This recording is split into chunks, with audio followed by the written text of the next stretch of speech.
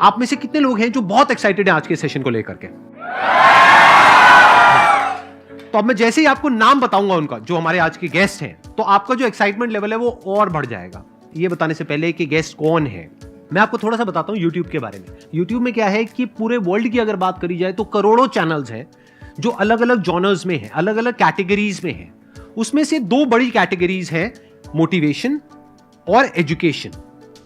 पूरे वर्ल्ड में जो वर्ल्ड का नंबर 1 मोटिवेशन चैनल है वो मेरा है, और जो वर्ल्ड का नंबर 1 एजुकेशन चैनल है किसी इंडिपेंडेंट क्रिएटर का, वो उनका है, जो कि हमारे गेस्ट हैं। उनके 17 मिलियन से ज्यादा सब्सक्राइबर्स हैं। Please give an energetic and warm welcome to the one and only Khan sir.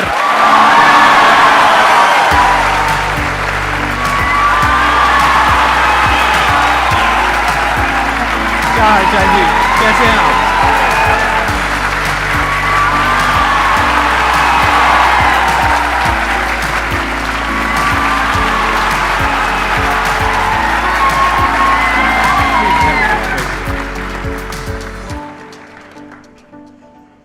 इससे पहले कि ऑडियंस आपसे कुछ पूछे या इंटरेक्ट करे, मेरे माइंड में एक क्वेश्चन है आपके लिए जी। जो बच्चे हैं वो आपके इतने दीवाने क्यों हैं, इतने पागल क्यों हैं आपके पीछे? मतलब मेरे कमेंट सेक्शन में भरा पड़ा था, खान सर कब आएंगे, खान सर कब आएंगे। मतलब ऐसा क्या जादू कर दिया आपने बच्चों के ऊपर? ये सवाल हम आपसे भी पूछते हैं, हमारे पे भी इतना कमेंट आया, इतना मेरे तो ऑफिस में लोग चले आए कि सर कब जा रहे हैं। अच्छा। क्योंकि हम लोग का तो एग्जैक्ट है, वही पढ़ाना है। हाँ। तो देखिए, हम लोग का मेन है कि बच्चों को जो जरूरत रहती है कि अगर लड़का पढ़ने आ रहा है ना, उसके मन में कोई डाउट ना रह जाए। हम उसको कहते हैं कि हम तुम्हें पढ़ा रहे हैं, दम है तो भूल के दिखाओ, याद करके नहीं।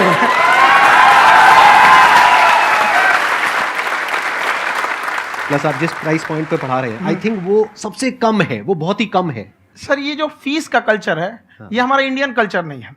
हमारा इंडियन कल्चर गुरु दक्षिणा है, उस हिसाब से वो सही है। ऑक्सीजन जैसे जिंदगी के लिए जरूरी है, वैसे एजुकेशन जरूरी है। कोई ये नहीं कह सकता है कि पैसे की वजह से वो खान सर के यहां से लौट गया। क्या बात है।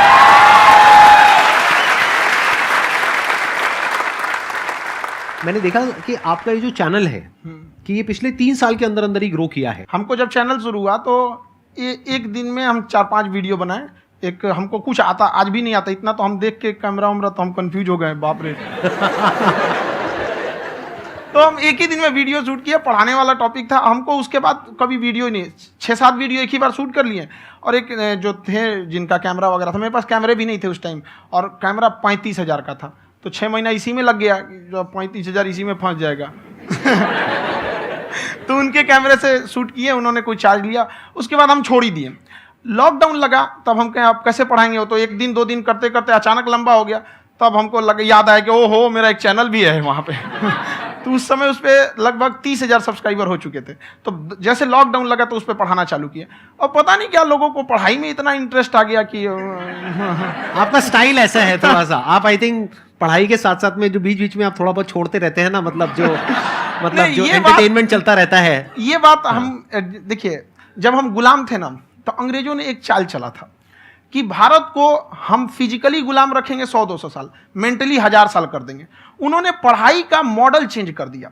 उन्होंने ऐसा डिजाइन किया कि टीचर की रिस्पॉन्सिबिलिटी है वो पढ़ा के चला जाए। टीचर की रिस्पॉन्सिबिलिटी यहाँ खत्म नहीं हो जाती है। पढ़ाना तो कोई भी पढ़ा सकता है, टीचर की इससे बड़ी रिस्पॉन्सिबिलिटी होती है उसे समझाना। वो समझा कि नहीं समझा। अगर लड़का आपके समझाने के बाद डाउट रह गया तो ये आपकी गलती है। लड़का हमसे पूछता है, सर इतनी भीड़ है आपके पास, तो कहते सर डाउट कैसे पूछेंगे? हम कह रहे यार तुम्हारा डाउट बचेगा तब ना पूछेगा तुम डाउट यहाँ पे।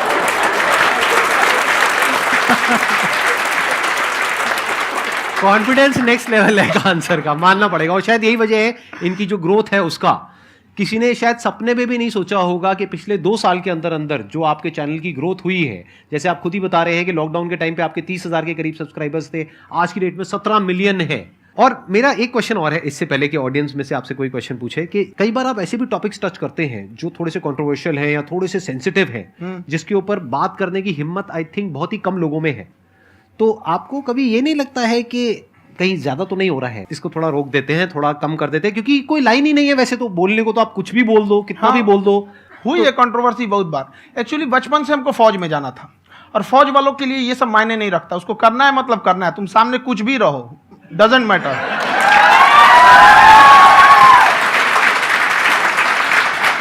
और मैंने YouTube पे देखा कुछ वीडियोस में कि आपका जो इंस्टीट्यूट है वहां पर आज से कुछ साल पहले कुछ बम गिरे थे। हाँ, कुछ गिरे थे, कुछ तो बहुत सॉलिड जगह गिरा था, फटा नहीं वो।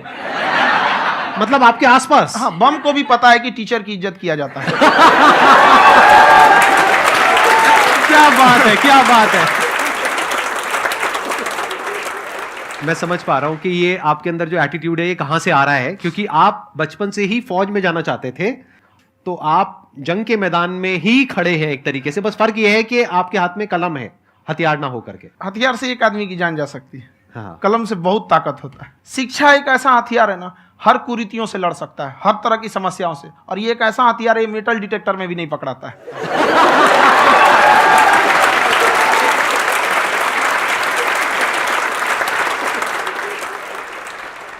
मेरा क्वेश्चन ये है कि अभी प्राइवेट ऑर्गेनाइजेशंस में पीटने का, पनिशमेंट का ये सिस्टम जो है खत्म हो गया है। हम आपके वीडियो में देखे हैं सर कि आप एक बड़ा सा रोल रखे रहते हैं, पुलिस है वाला ना? लाठी है वो, पुलिस वाला लाठी है, और स्टेज पे बुला के बच्चों को उसी से धुनाई शुरू कर देते हैं मस्त एकदम से, है ना? तो सर मतलब कि बच्चे मतलब कि डरते नहीं हैं आपसे, और इस तरीके से कैसे कनेक्टेड हैं आपसे, है ना? और एक और क्वेश्चन सर, यूपीएससी का जो आप अपना बैच स्टार्ट करने वाले हैं, ठीक है, उसके बारे में बताइए सर, क्योंकि मुझे मतलब कुछ इशू करना है सर, ठीक है? और संदीप सर को देख लिए, मेरा तो वैसे ही हो जाना है।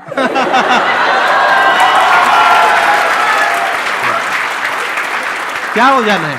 मेरा पूरा कंप्लीट करो। I'll be an IAS officer next year because I have seen you, sir. My day is like complete, sir. All the best. Thank you so much, sir. Thank you. पूरा बोला करो। हाँ। Thank you. देखिए, लड़कों को जहां तक पीटने की बात है, जब पढ़ाने की बात आएगी तो उसको हम पूरे बेहतरीन ढंग से पढ़ाएंगे। लेकिन जब सजा देने की बात आएगी ना, तो वो भी बेहतरीन ढंग से होगा। ऐसा थोड़ी होगा कि बस एक ही चीज बेहतरीन ढंग से होगा। और डर का होना बहुत जरूरी है। ये डर भी अपने आप में एक मोटिवेशन है, क्योंकि जब आपके अंदर एक थोड़ा सा डर रहे ना, तो डर के भागिए मत। एक ऐसा डर जिसको आप लगे कि नहीं नहीं थोड़ा सा और करने की जरूरत है, फिर तो ये हम इसको क्रॉस कर जाएंगे यहाँ पर। तो लड़कों के अंदर ये डर बनाना भी जरूरी रहता है। और रही बात यूपीएससी वाले की, जो आपने बोला, बहुत सारे लड़के वेट कर रहे हैं यूपीएससी की, क्योंकि 2-2.5 लाख फीस सारे लोग एफोर्ड नहीं कर सकते।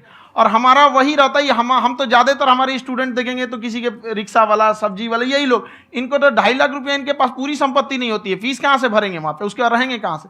तो ऑल ओवर इंडिया से, कश्मीर से कन्याकुमारी तक, गरीब से गरीब भी लड़का उसको पढ़ सकता है। यही कुछ 1000 रुपये मंथली, 12-14 हजार साल का पड़ेगा, खत्म हो जाएगा इतना में।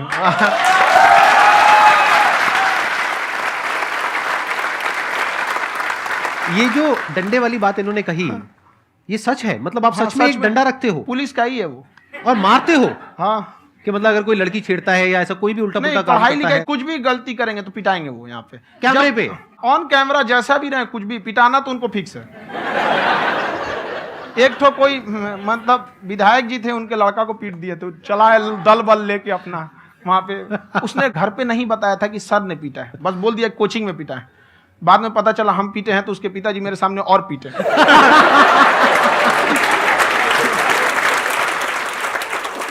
सर आपका सबसे बड़ा डर क्या है, आप दोनों का? फौजी को डरे नहीं लगता है, बाकी अफसर से पूछिए। आज के सेशन से पहले कोई डर नहीं था, लेकिन अब मुझे इनकी डंडे वाली कहानियां सुन करके डर लग रहा है कि कहीं मैंने गलती से कुछ बोल दिया अरे ऐसा और नहीं। इन्होंने कहीं पीछे कुछ रखा हुआ है, और यहीं आ करके अगर इन्होंने मेरी पिटाई कर दी तो बहुत बुरा हो जाएगा। तो इसलिए हमको थोड़ा डर लग रहा है।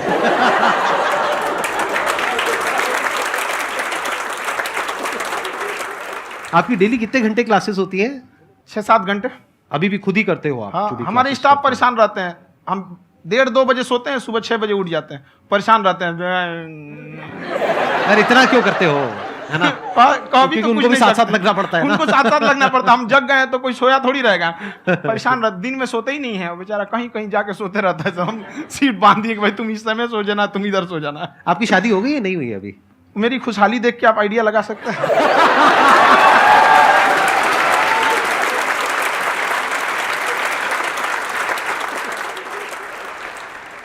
First of all I would like to say sir thank you so much to you and to your team कि आपने मुझे यहाँ आने का मौका दिया।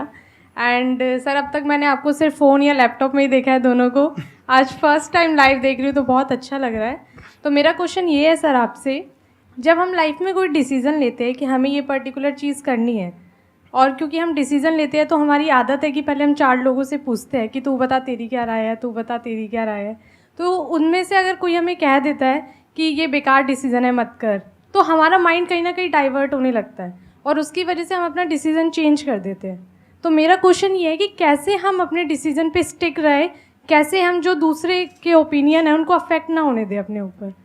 दूसरे से सलाह लेने से पहले एक बार खुद उस पर रिसर्च कर लेना चाहिए, ताकि आप सामने वाला क्या सलाह दे रहा है आपको समझ में आना चाहिए। यहाँ पर ऐसा नहीं है कि कई बार ऐसे होते हैं कि दूसरे वाले को एक्सपीरियंस होता है, तो अगर आपको पहले से आइडिया है, उसके बारे में आप बेहतरीन ढंग से रिसर्च किए हैं कि क्या इसमें प्लस पॉइंट है क्या निगेटिव है, उसके बाद आप किसी से सलाह लेने जाइए। ये नहीं कि मन में आया सीधा बता गड़बड़ा जाएगा। तो वहाँ पे पहले आपको R&D करना पड़ता है, समझ में आया कि नहीं। और जिंदगी हो या गाड़ी, जीतेगा वही जो टाइम पे गियर चेंज कर रहा है। तो डिसीजन चेंज करना बहुत ज़्यादा गलत नहीं है। इन्होंने बहुत अच्छी बात कही है और मैं इसी बात में थोड़ा सा और ऐड ऑन करूंगा कि ये जो आपने कहा ना कि अपने डिसीजन पे स्टिक कैसे रहें, ये कोई अच्छी क्वालिटी नहीं है, क्योंकि टाइम टू टाइम आपको अपने डिसीजंस को चेंज करना होता है। जैसे आपने 4 लोगों से डिस्कस किया, कोई इंसान कुछ पॉजिटिव बोल रहा है, कोई नेगेटिव बोल रहा है, उससे फर्क नहीं पड़ना चाहिए। डिपेंड ये करता है कि वो जो बोल रहा है उसका बेसिस क्या है। क्या वो किसी नॉलेज या एक्सपीरियंस के बेस पे बोल रहा है या ऐसे ही कुछ भी बोल रहा है? ऐसे ही बोल रहा है तो फिर उसकी बात पे ध्यान क्यों दे रहे हो? अगर किसी नॉलेज या एक्सपीरियंस के बेस पे बोल रहा है, फिर चाहे वो पॉजिटिव बोल रहा है चाहे नेगेटिव बोल रहा है, दोनों ही मायने रखता है। उसके बाद में रिसर्च करनी है और फिर रिसर्च करने के बाद में फाइनल डिसीजन अपना खुद का होना चाहिए। अब वो डिसीजन उससे अलग भी हो सकता है जो आपने पहले लिया था, और वो सेम भी हो सकता है। सर मेरा क्वेश्चन दोनों से है आपसे, how to deal procrastination and laziness. हमारा ब्रेन है ना, ये बहुत आलसी टाइप का है, इसको आराम खोजना पसंद है। अब थोड़ा सा भी आप इसको आराम की ओर लेके चले गए ना तो फिर उधर ही रहेगा। आप सोचेंगे 10 मिनट आराम कर लेते हैं ना, तो 10 मिनट 2 घंटा बना देगा। उसको टॉर्चर कीजिए, चल 10 मिनट बाद में उसको आप उस पर हावी मत। वो कह रहा है कि हमको आराम चाहिए, आपको हाँ आराम मिलेगा, पहले काम फिर मिलेगा आराम। तो आप उसके हिसाब से मत चल। आपका मन कर रहा है थोड़ा सा देख लेते हैं, कोई नोटिफिकेशन आया, आप कोई काम कर रहे हैं, क्यों पहले काम कर लीजिए, बाद में देखिएगा ना नोटिफिकेशन। आप हावी मत होने दीजिए यहाँ पे। अगर आप 5 मिनट भी थोड़ा सा लूज पड़े ना, थोड़ा सा कमर सीधा कर लेते हैं, 2 घंटा बर्बाद कर दिया आपको। हावी मत होने दीजिएगा उसको अपने ऊपर। प्रोक्रेस्टिनेशन को तोड़ने का एक ही तरीका है, सबसे छोटे लेवल पे ले जा करके उस गोल को तोड़ दो। यानी वो गोल बहुत बड़ा है, उसको ब्रेक डाउन करो, उसके सबसे पहले स्टेप पे आ जाओ कि उसको अचीव करने का सबसे पहला स्टेप क्या है। जैसे गाड़ी चलाना सीखना है, उसका सबसे पहला स्टेप क्या है। अगर घर में कोई नहीं है सिखाने वाला या सिखाने वाली, तो बाहर जा करके जो गाड़ी का ड्राइविंग स्कूल है उधर जा करके पैसे दे दो। अब फंस गए ना तो फंसा दो अपने आप को।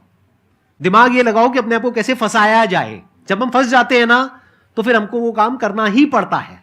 Then there is no looking back. जब तक आप सोच रहे हो तब तक सोच रहे हो, उसको बोलते हैं पैरालिसिस ऑफ एनालिसिस, कि आप सोचते चले जा रहे हो अपने माइंड में, मैं ये करूंगा वो करूंगा वो करूंगा वो करूंगा, और प्रोक्रेस्टिनेट हो रहा है, वो चीज टलती चली जा रही है। तो उसको छोटे से छोटे लेवल पे ब्रेक डाउन करके उसको कर दो, दैट इज नंबर 1।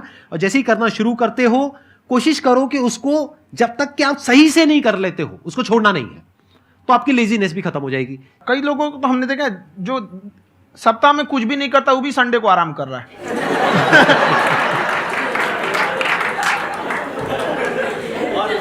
वैसे कहा भी जाता है कि अगर कोई काम आपको करवाना है ना तो ऐसे किसी इंसान को दो जो बिजी है। हाँ। ऐसे आदमी को मत दो जो खाली है। ये परफेक्ट एग्जाम।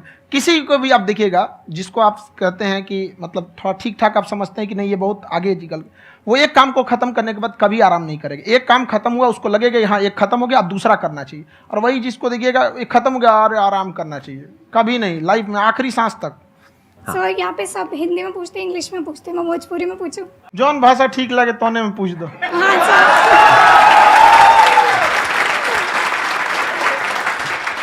सर ये पूछे के चाहते नहीं कि जैसे हमने के पढ़ाई करे नहीं सर, तो कभी कभी डेली टारगेट्स जो होला वो कंप्लीट ना होला। अगर टारगेट्स कंप्लीट भी होला तो फिर ऐसा इरिटेशन या फिर वो एंजाइटी या फिर कि और करना है या फिर अभी नहीं हुआ, वो चीज़ हमेशा रहेला। तो वो कम कैसे करल जाए? देखिए टारगेट्स को ना हम लोग को एक अपने हिसाब से पहले फिट करना चाहिए। ऐसा नहीं कि दूसरे किसी इंसान को देख के हम टारगेट फिट कर ले। कोई लड़का 8 घंटा पढ़ रहा है, कोई पहली बार अभी पढ़ना ही चालू किया, उसको देख के 8 घंटा पढ़ेगा तो पढ़ाई छोड़ देगा। तो आप अपनी क्षमता के हिसाब से देखिए कि आप कितना पढ़ सकते हैं। अगर आपने एक घंटे को बना लिया कि हम 1 घंटा पढ़ सकते हैं, अगले 1 हफ्ते तक उसको सस्टेन रखिए। जिम में कैसे करते हैं लोग, पहले दिन उठा लीजिएगा 1 कुंटल तो हार्ट अटैक हो जाएगा। तो वो धीरे धीरे टारगेट सेट कीजिए और अपनी क्षमता को भी देखिए। हर इंसान की क्षमता अलग है। कंगारू को देख के हाथी छलांग मारेगा, पैर तोड़ के बैठ जाएगा।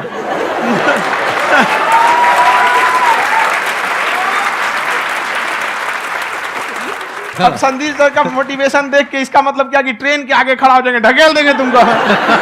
हालांकि ऐसा कर देते हैं, लेकिन ऐसा करिएगा लोग नहीं, क्षमता पता होना चाहिए। आपके अंदर एंजाइटी हो रही है कि मैंने कर तो लिया है। आप ये नहीं कह रहे कि मैंने कुछ भी नहीं किया है फिर मेरे को एंजाइटी हो रही है। आप ये कह रहे हो मैंने काफी कुछ कर लिया है फिर भी एंजाइटी हो रही है कि कहीं कुछ छूट तो नहीं गया है। तो बेसिकली आपको ये देखना है कि अगर आपके अंदर ये एंजाइटी हो रही है, that means you are a very good student. आप एक अच्छे स्टूडेंट हो। क्यों? क्योंकि बहुत सारे स्टूडेंट्स तो ऐसे हैं उनको पढ़ने के नाम से एंजाइटी होती है। तो आपको एंजाइटी हो रही है कि मैंने पढ़ लिया, दिन में मानो 8 घंटे का आपने टारगेट सेट किया और 6 घंटे पढ़ लिया, या मान लो 8 घंटे भी पढ़ लिया, फिर भी एंजाइटी हो रही है कि मैंने 10 घंटे नहीं पढ़ा। तो ये तो अच्छी क्वालिटी है ना, ये तो एक ब्रिलियंट स्टूडेंट की क्वालिटी है, क्योंकि एंजाइटी उसी को होती है जो केयर करता है, जिसको परवाह है, उसी की तो एंजाइटी होती है। जैसे माँ को अपने बच्चे की, जैसे एक माँ को अपने बच्चे के, जैसे एक माँ को अपने बच्चे को लेकर के एंजाइटी होती है। हंस लो मजाक उड़ा लो मेरा। कोई बात नहीं, एडिट कर देंगे इसको हम। हाँ।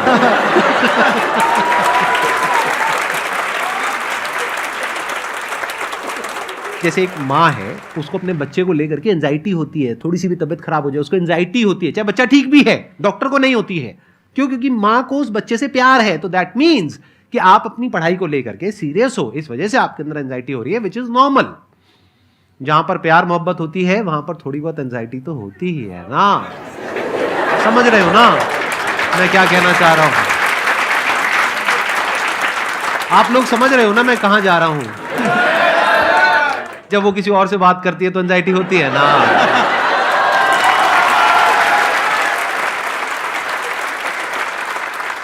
सर, आपकी स्टोरी हमने सुनी थी, तो एक टाइम आया था जब आप गंगा किनारे जाके बैठ गए थे। उस समय आपको कुछ समझ नहीं आ रहा था, तो उस समय मतलब आपने ये डिसीजन कैसे लिया कि अब आगे नहीं, यहाँ से वापस जाना है? रास्ता ही नहीं था। घर जाने के लिए एटलीस्ट 90 रुपए चाहिए थे, जेब में 40 रुपए थे। कैसे घर जाते हैं? और हम गंगा के किनारे चुपचाप बैठे बैठे हम कहें कि अब बहुत टेंशन हो गया, अब घर जाना चाहिए। रूम पे, तो किराए के रूम पे ही आदमी सारे लोग रहते।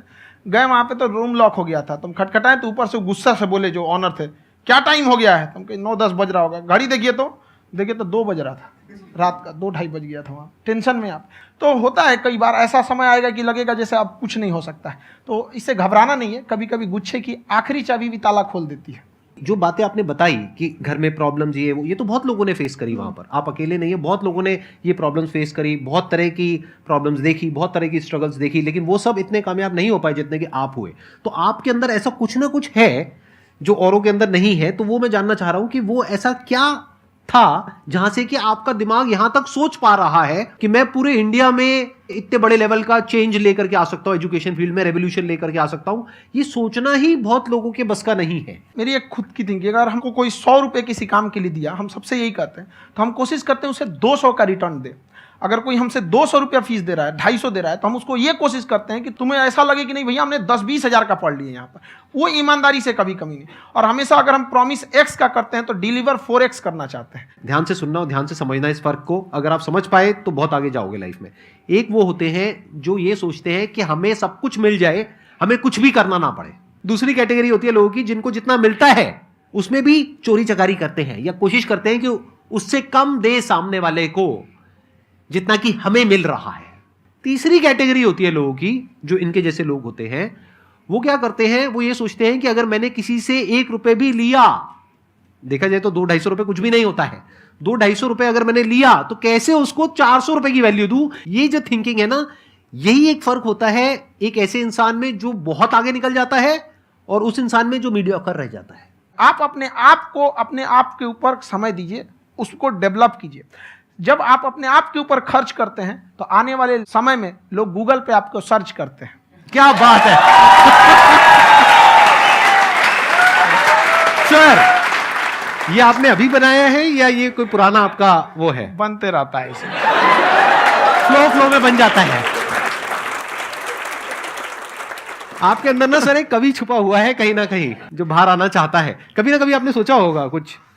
कभी कभी देखिए, एक चीज है, संगत का बहुत अच्छा असर पड़ता है। ये चीज को हमेशा, संगति का मतलब लोग हल्के में ले लेते हैं। संगति का मतलब होता है संग संग गति।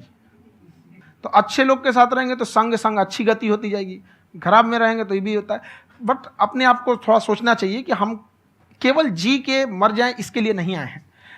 लोग कहते हैं कि सर नाम क्यों नहीं बताते अपना। हमारी एक ही सोच है कि जाने के बाद इस दुनिया से हमको मतलब एक चीज देना चाहते हैं स्टूडेंट्स को, कि वो याद करें कि इस पैसे की भाग दौड़ की दुनिया में हर कोई दोनों हाथ से लूटने में लगा है, खाली हाथ जाने के लिए ये सबको लगा है। तो हर कोई को ये सोचना चाहिए कि था कोई इंसान जो इतने कम फीस में इतनी शिक्षा जो महंगी थी, जो कमाने का रास्ता था, उसको भी एकदम कंपटीशन इतना कर दिया कि अब लोगों को अपनी फीस बढ़ाने में डर लगता है कि अरे यार, लड़का कमेंट करता है कि खान सर इतना ले रहे हैं आप, बहुत बड़ा टीचर हो गए।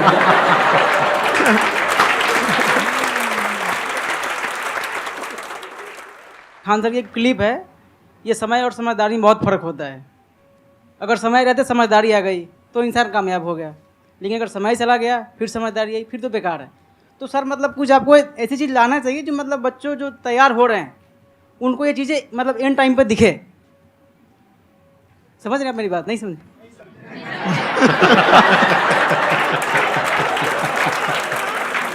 यही होता है सर का मोटिवेशन ज्यादा हो जाता है।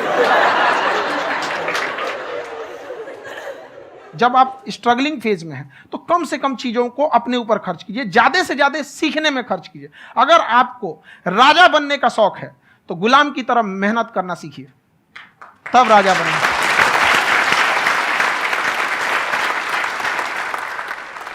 ये दुख, ये दर्द, ये सब तेरे अंदर है।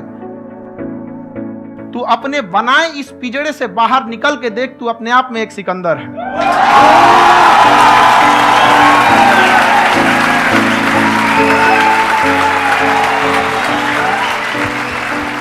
Thank you so much sir for coming. बहुत मजा आया मेरे को आपके साथ में इंटरेक्ट करके। आई एम श्योर आप लोगों को भी बहुत मजा आया होगा।